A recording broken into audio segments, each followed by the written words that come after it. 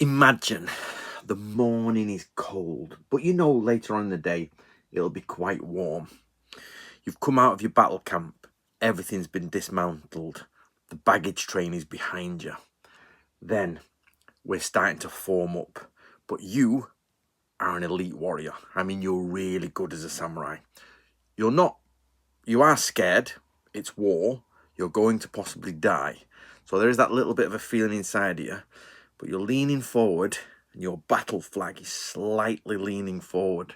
Now, nearby, there's a shinobi watching you, and he's watching which flags lean forward and which flags lean back in, sort of like, don't really want to go, and which of you is ready to go. Now, I'm going to talk to you today about taking heads on a battlefield.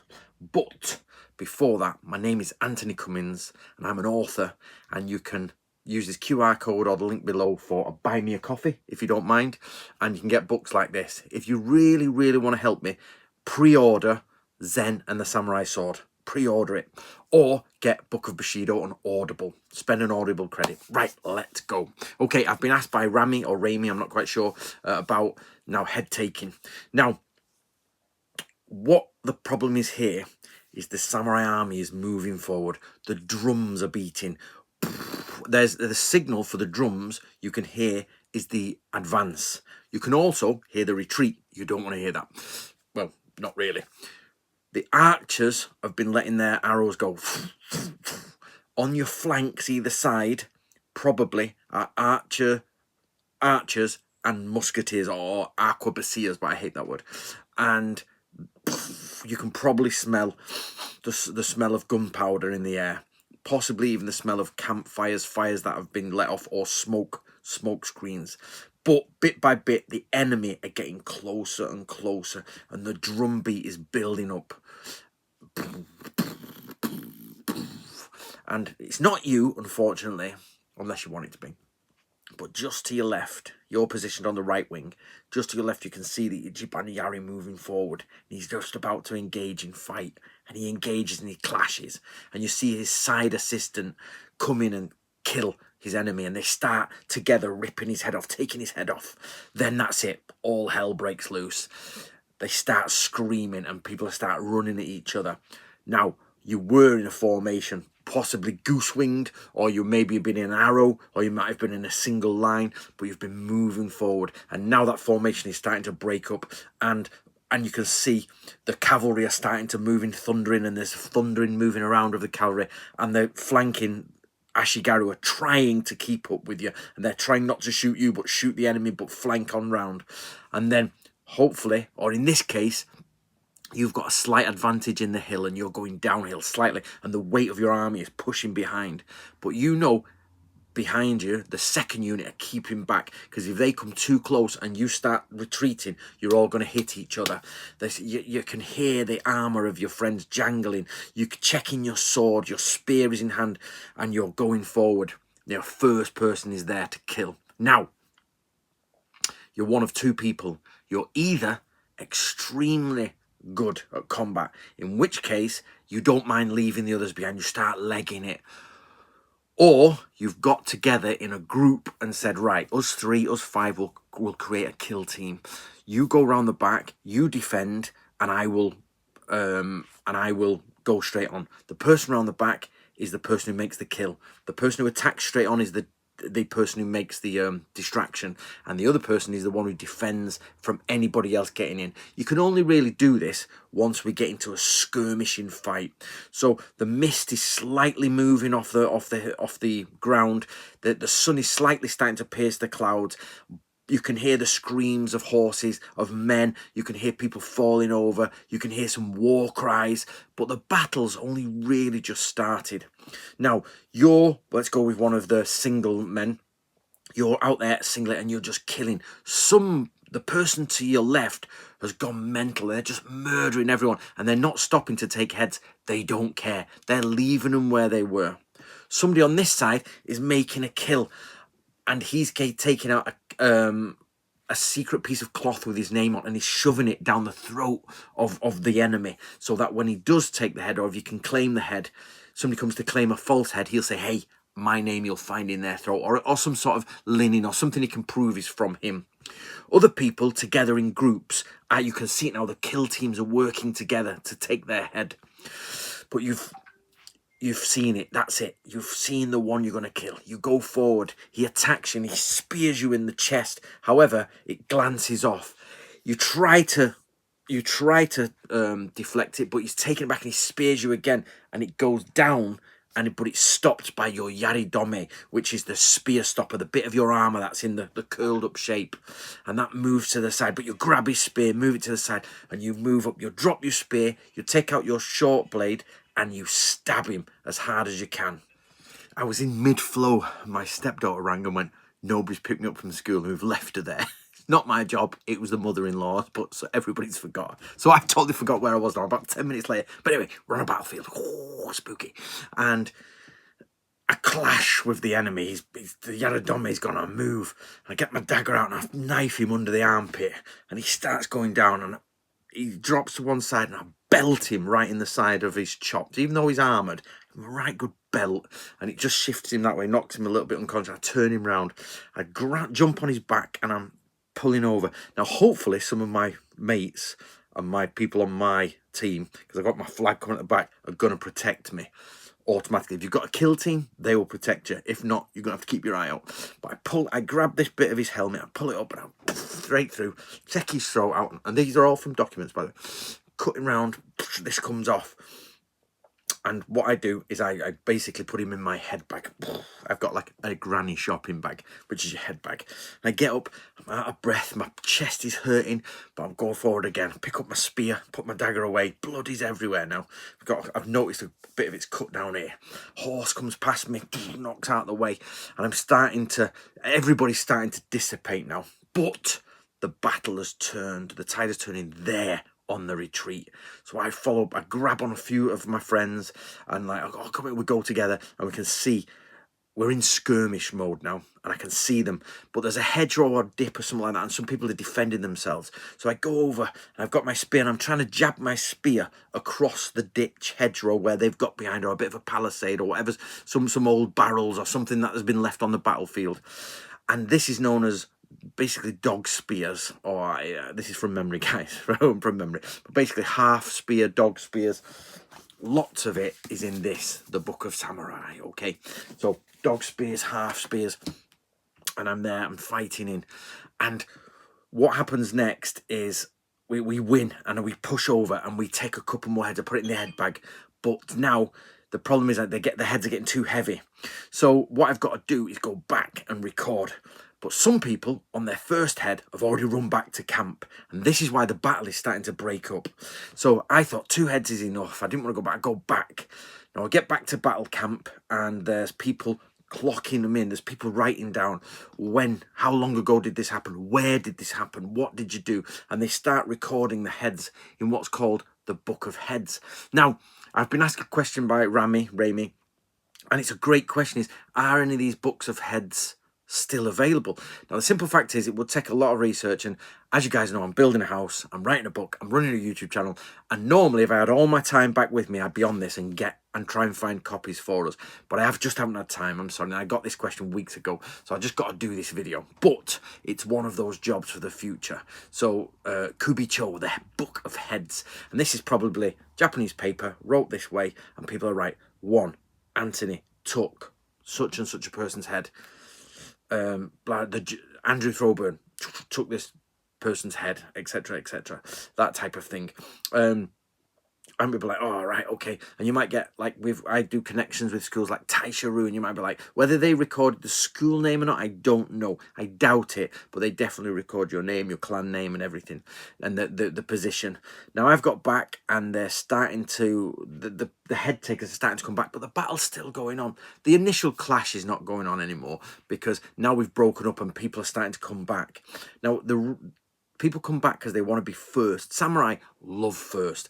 I'm the first Ichiban Nori, first to get in, first flag or whatever. Ichiban Yari, first spear, yeah? First head, everything to come back. And what you don't want to do in a battle is only take 1 head. If 1 head comes back, but you didn't take anybody else's, there's a problem. That is inauspicious, and we'll get to that in a minute. But basically, I'm starting to speak into the secretary because I want to get it back out there. Right, I took it here. I'm over there. It took me 10 minutes to get back. You know, whatever in Japanese minutes, which are it's basically boo. The little 120 of them in a 2-hour period. But anyway, that besides that, this gets complicated. So you've got to describe where you were, what it was, and he's writing these notes down. And in the secretary tent, now this stuff is where I'm hypothesizing, if you like, because we don't know exactly how it goes on, but we've seen old Sengoku period art or early Edo art of people running back with a head count back to people sat around, because not everybody in a battle is fighting. Some people sat around, you even have reserves and people back, and the entire command tent is there. And if the commander has done it right, he's on a vantage point looking down at the battle, and the enemy are further down than your own troops, and he's looking down, and everybody's looking down. He's like, okay, move that, move, you guys move left, you guys move right. But eventually they scatter out, and bit by bit people coming in and recording it. Now, how long it takes to analyze those recordings, I don't know. But what we find is, let's just say the battle has ended. I've gone back out there, I've killed 2 more people, my head's got 2 more. It's been recorded. It's been verified. The reason you sometimes have kill teams as well is for verification. Now, on the way back, I find one of the enemy with their flag hiding in a recess, and me and my friends see him, and we jump on him. We grab him. He tries to escape up the hill, but I grab his banner and pull him back, and my friend just starts belting him in the face with his foot, and they start belting him, and we jump on him, and we just start knifing him, and there's blood everywhere. He's like, oh, he's choking on his blood, and then we cut open. We've all got too many heads, so we start cutting his nose off. We start cutting the nose off. We could even argue about whose kill it is, and do we share this kill? How do we share this kill? What do we do? So we take a bit of his helmet, we cut a bit off the bottom rim, take his nose off, put it in our bag, and we're like, that's proof we've killed another one. And how they share it, I don't know. If there's one kill between multiple, I don't know how they share it or who gets the kill. Or if there's an accreditation or recommendation afterwards, I don't know. I just can't answer that question at the moment.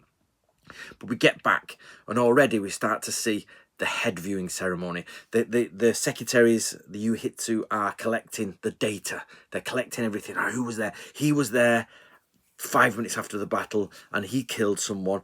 But he was back here first at the tent. But that guy killed someone, and he was 20 minutes away from the main battle, so he would have took an extra 15 minutes to get back. So who got it first? And they'll start, and then there'll be a bit of a discussion. They'll say, well, he couldn't have got through there, and they couldn't have got through there, so he was first and he was second. Okay, he's first and he's second. And then after that, they don't really care. They just come in.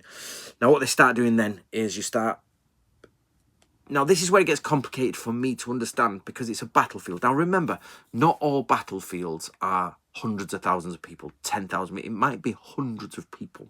And the question is identification. Because what we do now is, that bit in your scabbard of your katana that comes out, just the little pokey thing. Yep, we got a little knife, a little pokey thing. We poke it through their ear. Left ear, if I remember rightly. We get little white cards. I get my ink and brush out, which I've got squires and servants with me because I'm a samurai. Don't forget the squires and servants. Squire's not the right word, but just in English, squires and servants. And I write on my card, and now I might write in social, I might write in block capitals. It will depend on whose that head is, how high they are, what the rank is, what my rank is, and what I killed him with. There's an entire system of how to write on a samurai's piece here. So what we do is I write down, I killed this man, or I killed, can't think of someone without insulting someone, but I killed such and such a person on this day at this time, or whatever, my name, and I reverse sign on my name and everything, tie it to his head, and we put them out. And then there's probably a man called Gumbaisha, who's the esoteric tactician, is going across, he's doing his voodoo magic and all that, and he's like, this head, put them on spikes, and they'll put them on spikes, and then the Lord will walk down and on his horse, and he'll be protected by guards, and he'll walk down and he'll inspect all the heads, and he might even stop and have a look at the tags and everything. And if we've got the head of the enemy commander, let's pretend we have somebody got there.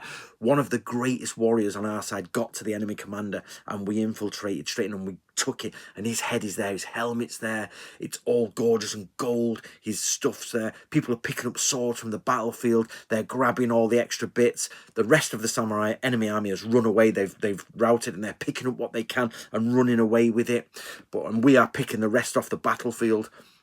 and the enemy heads are all lined up. Now, the rest of the enemy heads are being piled together in little pyramids or little areas, and the Gunbaisha is doing the Kujo, Rimpyoto, Shakaijin, Red Saizen, Aun, and then they're making secret symbols, they're writing stuff, they may be doing it over their hand, over their fan, and they don't want to be attacked by the ghost. They're looking at any head that's really horrible, and it's like, all right, let's do a special ritual on him. He needs to be appeased. We're saying Buddhist prayers for the dead. We're collecting our own dead. We're writing the dead down. We're writing them all down. We're getting them all sorted. The last of the kill teams are coming in. We're starting to set up camp again. Food's starting to get made. The tent is there. Now, I am 100%...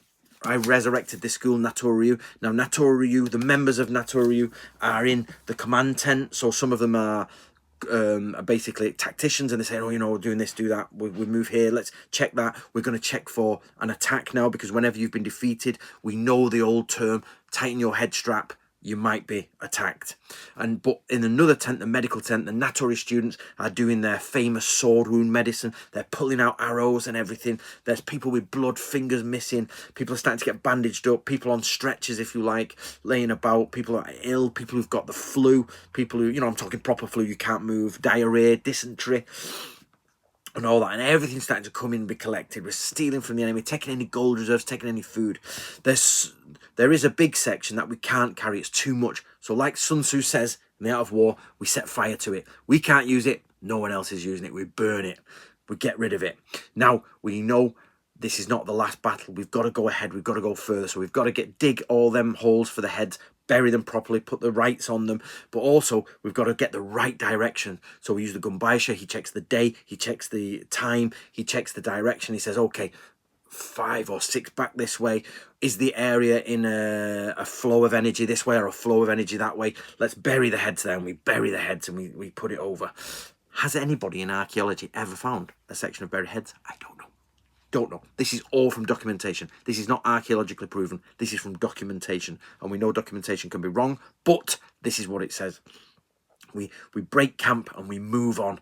We know we've sent the Shinobi no Mono out. They go out and they're looking and they're like, okay, you know, they're smelling for things. They're smelling for gunpowder fuses, smoke signals. We see in the horizon, on the horizon, dust clouds.